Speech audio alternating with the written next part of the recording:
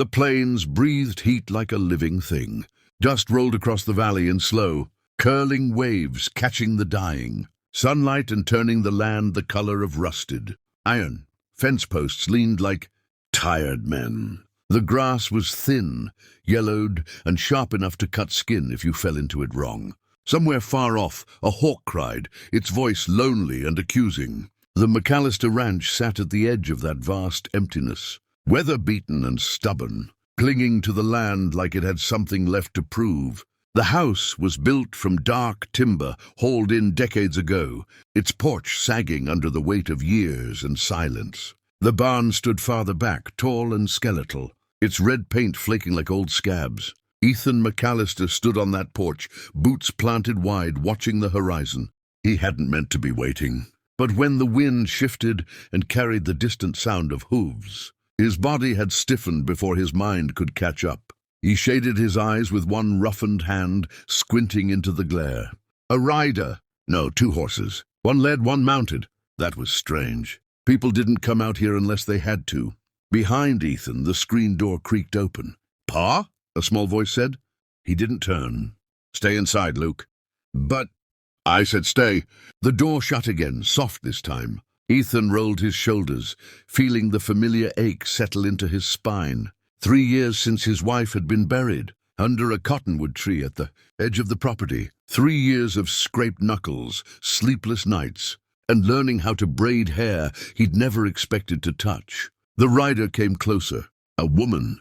She sat straight-backed in the saddle, dressed in travel-worn clothes the color of dust and ash. Her hat was pulled low, but strands of dark hair escaped and whipped against her cheeks in the wind. She led a second horse behind her, packed with a single trunk and a bedroll tied tight. She didn't look lost. That unsettled him more than if she had. When she reached the fence line, she stopped and swung down with practiced ease. Her boots hit the dirt solidly. No hesitation, no fear. She opened the gate and stepped through. Ethan descended the porch steps slowly, each one deliberate. His hand hovered near his belt, not on the gun, but close enough to remind both of them it existed. "You're trespassing," he said when she was within earshot. The woman stopped 10 feet away and met his gaze. Her eyes were steady, brown, sharp as flint. "No," she said. "I was sent." That answer landed wrong. "Sent by who?" She reached into her coat, not fast, not slow, and pulled out a folded paper. She held it up but didn't advance. "By the church in Red Hollow," she said, "and by a man who owed you a debt." Ethan took the paper and unfolded it. The handwriting was familiar. Too familiar. Silas. Boone. His jaw tightened. Boone was a snake of a man, a trader who cut corners and throats with equal ease. Ethan had saved him once during a cattle run gone bad, dragged him out from under a spooked horse with a shattered leg. Apparently, Boone had decided to repay that debt in the strangest way possible.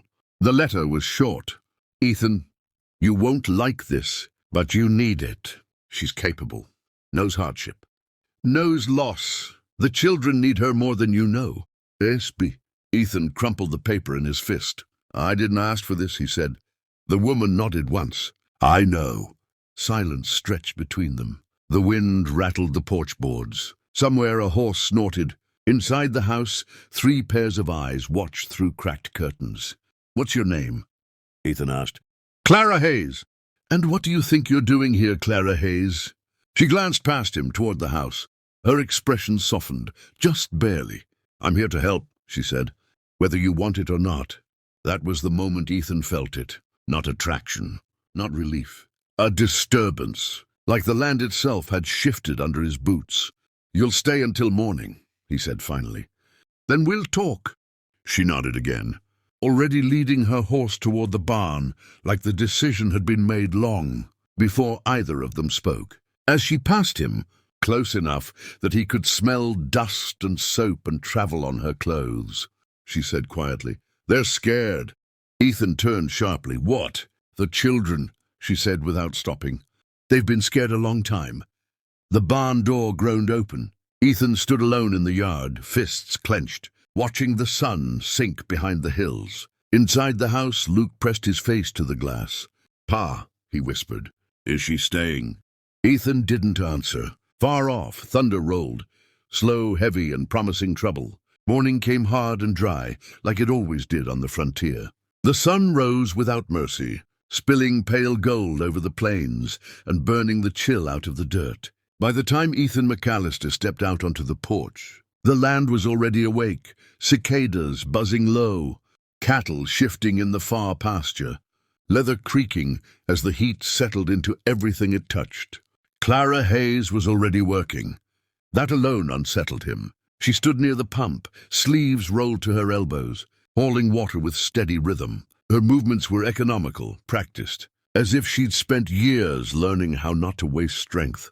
The children hovered nearby, not close, but close enough to watch. Luke pretended to carve at a fence post with his pocket knife. Sarah clutched a rag doll with one eye missing. The youngest, Ben, stayed half hidden behind the pump, peering out like a prairie dog ready to vanish.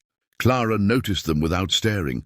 "Breakfast will be ready soon," she said, not turning around. "If your pa allows it." Ethan cleared his throat. They all jumped. Clara turned then, her face unreadable. No apology, no challenge, just acknowledgement. "I didn't invite you to stay," Ethan said. "No," she replied. "You didn't." The children froze, waiting for the thunder. Ethan looked at them, then back at Clara. "But you're here. For now." He studied her more closely in the daylight. There were faint scars on her hands, old cuts, burns. Her eyes carried something heavier than travel fatigue. Grief, maybe, or resolve hardened by disappointment.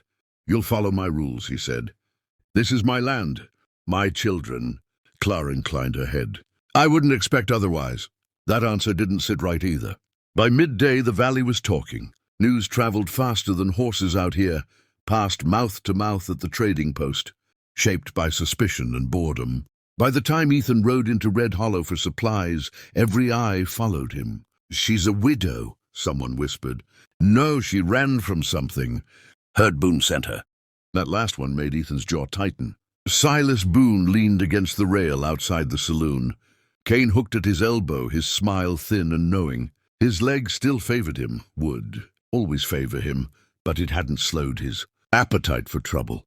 "Ethan McAllister," Boone called. "Didn't think you'd come down so soon." "You sent her," Ethan said flatly.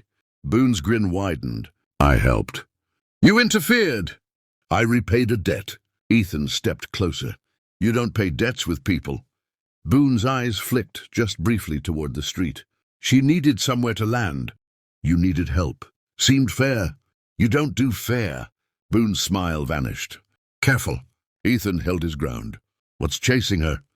Boone exhaled slowly. "Men who don't like unanswered questions. Or women who disappear." That was all Ethan needed to hear. That night the wind changed. It came in low and restless, carrying the smell of rain and something sharper, danger. Clara felt it as she folded laundry by lamplight. Years on the road had taught her to trust that feeling. Ethan cleaned his rifle at the table, movements methodical. Neither spoke.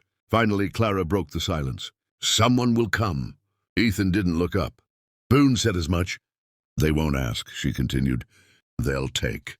Luke stirred in his sleep on the pallet by the wall. Ethan's voice dropped. "Then you shouldn't be here."